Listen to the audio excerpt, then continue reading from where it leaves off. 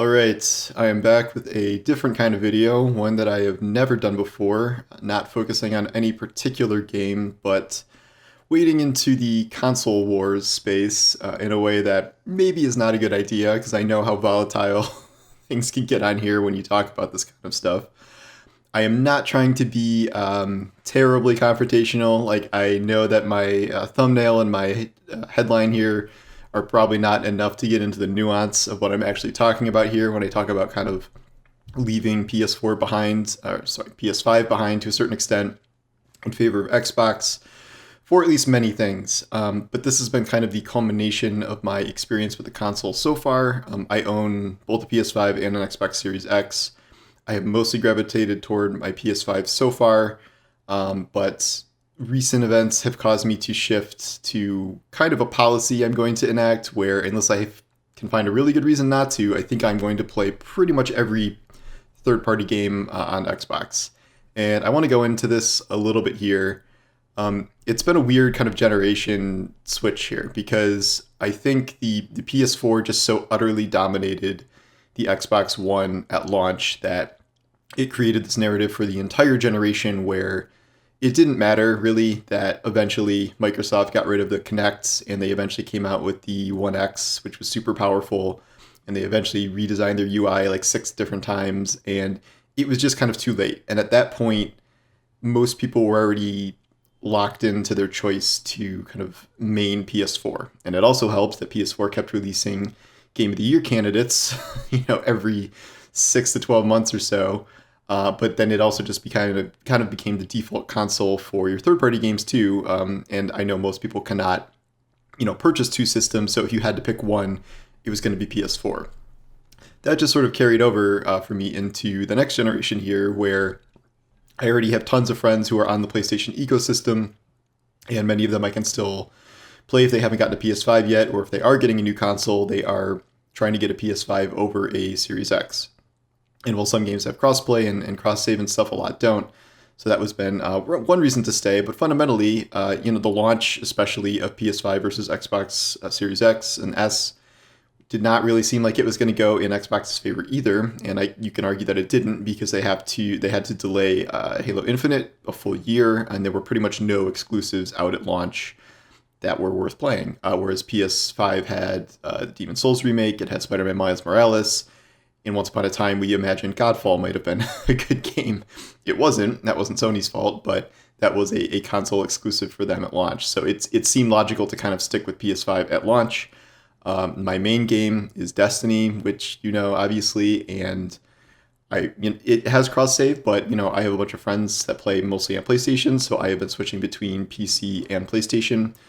Destiny is soon going to get crossplay, so that can kind of open things up a bit. But it originally, I've been using a PlayStation controller for Destiny for so long that it just seems kind of second nature. But with other games, there's not like one definitive thing that has gotten me frustrated with the PS5. It is a bunch of small things that have added up to this kind of general sense of like, why am I still, putting games on this console when I have 2 consoles? Like, why am I picking PlayStation over Xbox in this situation? And more, I can't come up with a reason, and I just keep getting frustrated with these nuances on PlayStation to the point where I know I wouldn't on Xbox because of how things work differently over there. If you've been following my work, you know that this was kind of sparked by the ridiculous process to transfer Avengers save files from PS4 to PS5. The PS4 version of the game to the PS5 new version that just came out pretty recently.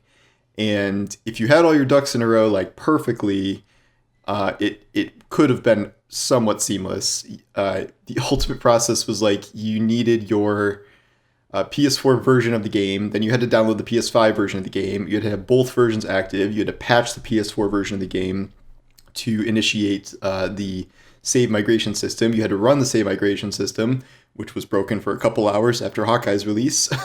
And then you had to load up the PS5 version, which would import your saves, and then you can delete the PS4 version. This also joins the process I had in the first place of not realizing that Avengers had save files where I needed to manually transfer them from my old PS4 to physically my PS5. And it hadn't been auto uploading cloud saves like I thought it would. Apparently that was something I didn't manually turn on at one point, even though I kind of just assumed it would be on, I guess stupidly. So I had to replug in my PS4, transfer them over. But then once they were literally, I literally had the save files on the system, but I had to do all this patching and migration and stuff to get it over. This is in contrast, of course, to Xbox Smart Delivery, where the process was download PS5 Avengers, boot it up, it imports your save automatically, and you do nothing. Like that is, I didn't really understand like why Smart Delivery was being advertised as a thing. It just seemed like, okay, like you download a new version of the game and it'll use your old saves. Like, isn't that how it's supposed to work? Like, why does this need like a name and a marketing campaign behind it? Like, what's the point? Well, I learned the point. This has happened a few times now. This is also, it's not just people are saying, oh, it's Square Enix, like you can't blame Sony, but Sony's own games do this too. It was the same thing for if you wanted to port your Spider-Man save file over. So it's not just PlayStation. And while many games do have just cloud saves, like Destiny, you didn't have to migrate your save or anything. It downloads from wherever Bungie's storing it. But a lot of games you do have to do that with. And again, like this is not a reason to change things by itself. I can see in the future when the Cyberpunk new gen version comes out that there might be a similar process for that with save migration. But I in that instance, I have been playing Cyberpunk on Xbox from the start. That was a third-party game. I didn't really have anything else to play on Xbox immediately, so I downloaded, that was exclusive anyway, so I downloaded Cyberpunk and Valhalla for that. And I remember downloading Valhalla on Xbox and then just downloading it and turning it on, and I was just literally exactly where I was, 2 minutes earlier on my old system, which was just kind of crazy to me. And there are other things that Sony has kind of been grinding away at me with. I hate the new UI of PS5. I cannot stand it. I always thought that the PS4 had a perfectly simplistic UI that was much better than Xbox's for the duration of its lifespan. I do not like this new card system they have set up where you press the home button. You can no longer hold the home button down, which has erased 7 years of muscle memory using that to try and turn off the system. Now you have to just press it and then scroll over to the little shut off menu and then scroll up to shut off, and it's about 4 more button presses. And the little bar at the bottom is totally new from what the system was like before. I just think it's very cluttered. Every time I log into the system, I am greeted with this giant full page ad for whatever. Like usually, it's tied to a game I own, but it's, in that case, like since I have Fortnite downloaded on my system, it's a giant Fortnite ad for whatever skin there is. Or like it could be like a Destiny ad for a new expansion that I already have or something like that. Like it is never relevant, and it's not what I want to see when I log on to my system. And you cannot, you can unfollow specific games, but you can never get rid of that section entirely, which bothers me. And this is in contrast to the Xbox UI, where they literally just kept almost the exact same UI from the final version they had with One X. And I don't think it's the greatest UI in the world, and yet I instinctively knew how to do everything as soon as I logged onto the system, because they hadn't changed anything, and they had refined it enough times where they thought they knew, everything that worked, and it was just intuitive to kind of hop back into it, and like all the buttons do the same things the buttons did before, which I like, and so yeah, so it's more intuitive there. Sony has done something very screwy with their party system. It is now much harder to party up than it used to. It's harder to see your friends list than you used to. It's harder to search for people. It's harder to do anything having to do with friends and partying and voice chats. Like I do not like the new system.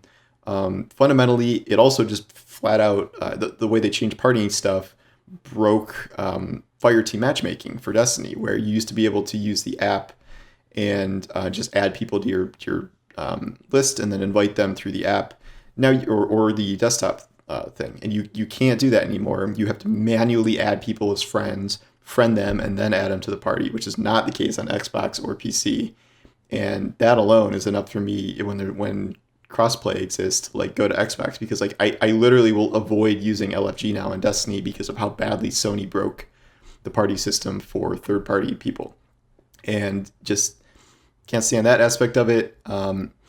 The another thing that I was stunned to see this, and like even very, very avid Sony defenders are trying to rationalize this, and yet like I don't, they're not really right about it, is the fact that we went a full generation and we still have a copying process for patches. This is something you don't see on PC or Xbox, but it's when you download, you can download like a 500 megabyte patch, and then it spends anywhere from 5 to 45 minutes doing this little copying phase. And that's because of the architecture of PlayStation and how it kind of writes patches in a way that is different than other places. And it is true that with the SSD now, it is a little bit faster and it is not really quite as slow as it used to be, but the fact that it exists at all is still very poor. And it really bothers me that that was like one of the top complaints about PlayStation, and they didn't bother to change that aspect of it at all. And in a console race where there are two consoles with very fast loading times and these ultra fast SSDs, and Sony in particular was like bragging so hard about the SSD, that they still are using this copying phase, which just flat out delays gameplay over its competitors in a way that is always irritating whenever you run across that in a way that you don't see in other systems. And I don't think it can change. Like, I think it is baked into the system at this point. And some people were trying, like some Sony people were trying to say like, oh, well, this is just because you're trying to patch old PS4 games. And like, no, that's not true. It depends on the patch and what the patch is doing. But on PS5 only games, there is still the copying phase for many patches. And while it might be somewhat faster than it used to be, it still exists. And so it is not something that is exclusive to PS4 games. And this is just something they did not change with the architecture. On top of this, then I guess you just kind of lean into the positives of Xbox that you could sort of start to take for granted once you're over there. I really like Quick Resume. That's another thing where I didn't think I would care that much about it, but I really enjoy being able to hop between different states and different games. It doesn't always work. So if you're doing an online game, you might have to go back to the start menu or something. But for when I was like juggling Cyberpunk and Valhalla and things like that, I was able to just hop back and forth between them very easily in a way that Sony doesn't do that. And then, of course, I guess for the more general consumer, there is Game Pass, and Sony does not have any sort of answer to Game Pass. They will never probably put their first-party games inside something like that, whereas Game Pass not only has a ton of really fantastic first-party games, which now include every Bethesda game, but they also are recruiting hard third-party manufacturers still with Destiny Beyond Light was there. Outriders somehow is in Game Pass. I don't know how big that deal was. So that is, for a game I really, really like and really want to cover, I can probably finagle myself a review code. So for me personally, it's not like a huge deal in that instance, and I don't really have time to play a giant backlog of Game Pass games with everything I cover. But obviously that is a pretty big point in Xbox's favor. And there are some obvious reasons why I will definitely still be playing PlayStation. It's very clear that Sony is going to keep producing very high quality first party games. And while it's kind of slow to start at the beginning here, like they had Miles Morales, Demon's Souls at launch, those were great. They're going to have Horizon Zero Dawn. They're going to have the next God of War. They're going to have whatever Naughty Dog does next. Ghost of Tsushima 2. There's a huge list of exclusives are going to be great there.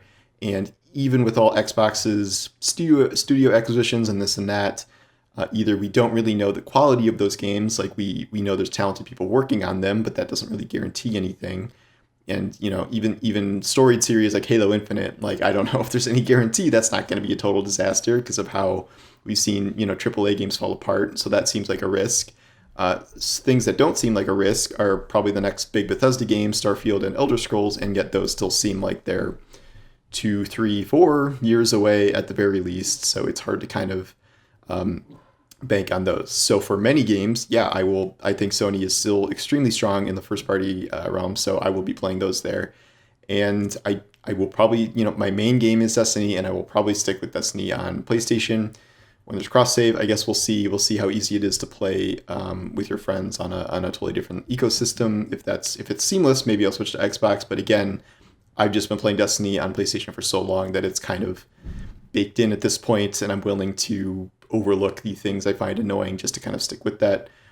immediate changes I'm going to be making, I think I'm going to just toss away my 30 hours of PS5 Outriders demo play, even though that carries over to the final release.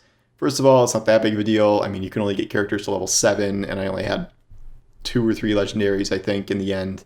So it's not that big of a deal to kind of move over. But secondly, like, this is one of those situations where I'm just like, with all these things that just annoy me about PlayStation now, why would I pick PlayStation over Xbox for Outriders? And Outriders is now on Game Pass, so that's cool, and you can preload it already, whereas you can't preload PlayStation until I think 2 days before. And, you know, starting from scratch, whatever, but that just seems like one of these examples to me where I'm like, okay, you know, I'll be able to do quick resume, I'll be able to have patches, a ton of copying phases, like, and it'll be just easier in general. And it has crossplay, so if I do have friends that end up wanting to play with me, I can still do that. So that's one example of like a really anticipated game that I'm like actively switching from Sony to Xbox in. And I've been kind of leaning toward third-party stuff on Xbox for a little while, but like lately the things with my PS5 have just sort of added up to get me to this point. And I don't know.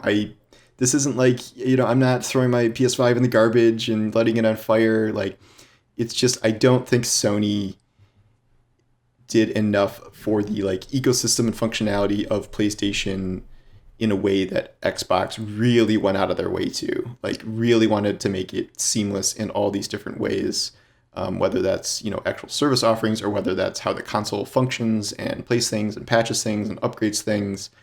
It just seems like Sony was fine with the status quo and made some things worse, just flat out worse, in the generational leap, other than, you know, having more power and stuff. So, and that's not something I like to see. I know there's going to be kind of new versions of these consoles probably in the next couple of years with whatever mid-generation upgrade, but as of right now, it is hard to see the benefits of Sony over Microsoft for these consoles other than Sony's first-party offerings. Even if the benefits of Microsoft are minor and small, like if I have both systems, like why do I need to be, you know, loyal to Sony for a new release if they're on both systems? Like, it just, I can't really rationalize that other than just like it's force of habit at this point, and that's why I've been doing it. So I will start playing probably most third-party games on Xbox. Maybe there are more shortcomings I'm overlooking, and I will miss X, Y, and Z thing about Sony that I can't really think of right now. But this has been kind of just itching at me since the PS5 launched, and like shortly thereafter when I saw it kind of just had all these lingering issues. And I don't know. We'll see. I'm expecting this to be a somewhat controversial video, more so than my usual Destiny and Outriders and whatever it takes, because I know how heated these can get. I'm not converting from being a Sony fanboy to an Xbox fanboy. I feel if you own both consoles, if you've spent $500-$600 and given it to these companies, you have the right to say whatever you want without be considering a fanboy. Like, I have both systems, so by default, I don't know. But that's not how these things go. I realize that, so we'll see. Anyways, that's my thoughts. I don't know if any of you have come to a similar realization, or maybe the opposite, if you switched to Sony for some reason after sticking with Xbox. I'm not sure. I don't feel like that usually happens, judging by the Xbox people I know. But we'll see. So that is my plan. Outriders launches in 5 days here, so that will be my first kind of big switch over. And then, Cyberpunk actually puts out this patch it's supposed to, maybe even today. I will be headed to Xbox to play that on my console version of the character, and also on PC, because I have characters there too. But yep, I left PC out of this completely. That's a whole other debate that we can get into another time. But all right, well, thanks for watching, and I will see you guys soon.